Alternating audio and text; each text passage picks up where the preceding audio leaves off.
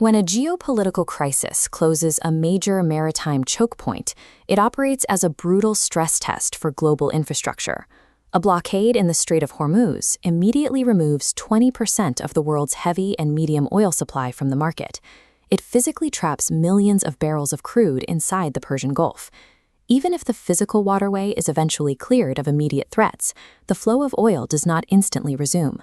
Marine insurers operate on their own timelines, and soaring war risk premiums will keep commercial supertankers frozen in port for weeks while bureaucrats negotiate. This delay exposes a dangerous blind spot in how governments measure their own survival. Optimisation usually calculates its energy security by pointing to the raw volume of domestic oil it pulls out of the ground. This chart comparing oil production volumes against true strategic vulnerability reveals a different reality for the US, Australia, and China. The US is the world's largest producer, yet carries systemic risk. Meanwhile, China, the largest gross importer, sits in a highly fortified position. A global blockade strips away the illusion of a seamless market. It forces countries to survive entirely on their physical domestic buffers, exposing who is just days away from a total breakdown of just-in-time logistics. Take Australia. The country's domestic oil sector produces a high-quality, ultra-light sweet crude. The problem is that Australia has shuttered much of its refining capacity and lacks the heavy industrial equipment required to process that light oil into the diesel it actually needs. Australia exports 85% of its crude to Asia, relying on maritime lanes to import finished fuels. Severing those lanes breaks the loop instantly. Without foreign tankers, the continent is 30 days away from a logistical freeze. The impact hits fast.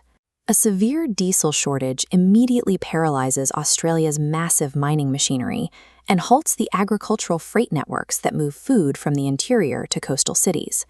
To counter this extreme exposure, the Australian government abandoned its standard reliance on private industry stockpiles. Instead, they began directly underwriting a multi-billion-dollar domestic fuel reserve with taxpayer money. Building massive new government bunkers would take years. To bypass that delay, it decentralized a 1 billion-liter reserve across 90 existing commercial ports, leasing space in the tanks that feed local supply lines. For a highly exposed importer, securing the supply chain means actively abandoning lean, just-in-time corporate efficiency and transferring those massive physical holding costs directly to the taxpayer. The United States appears insulated from all of this. The domestic oil patch pumps a historic 13.5 million barrels of ultralight, sweet crude every single day. But the U.S. energy grid contains a massive structural flaw. Decades ago, U.S. Gulf Coast refiners spent billions installing complex secondary cokers. These massive towers were engineered specifically to break down cheap, heavy sour crude imported from Canada and the Middle East. This scorecard calculates the deficit.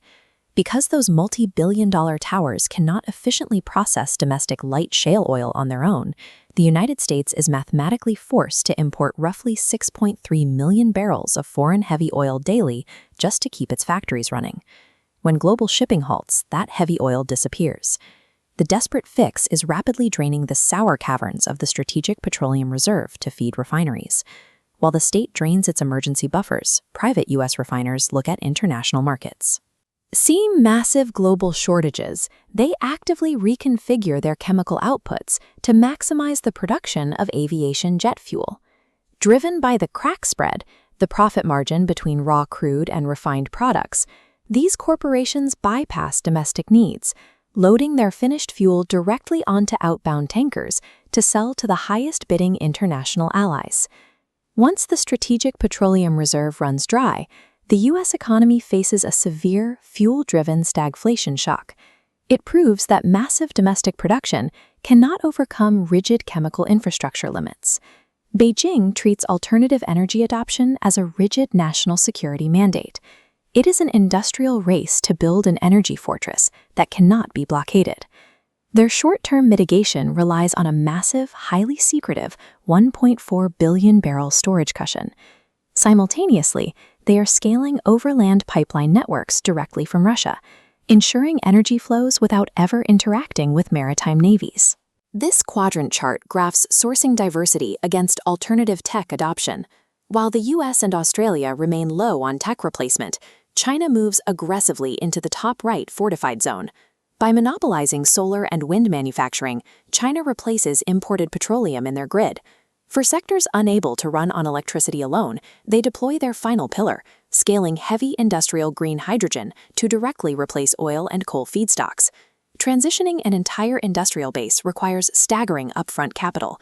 But by executing this plan, China systematically decouples its economy from maritime crude, achieving sovereign resilience against geopolitical blackmail.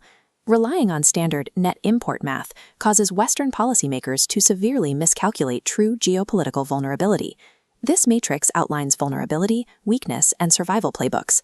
Australia shows exposed importers must abandon just-in-time savings for state-funded redundancies. The U.S. warns that indebted economies with refinery mismatches hold massive geopolitical risk. China's electrification and hydrogen deployment provides a blueprint for sovereign independence.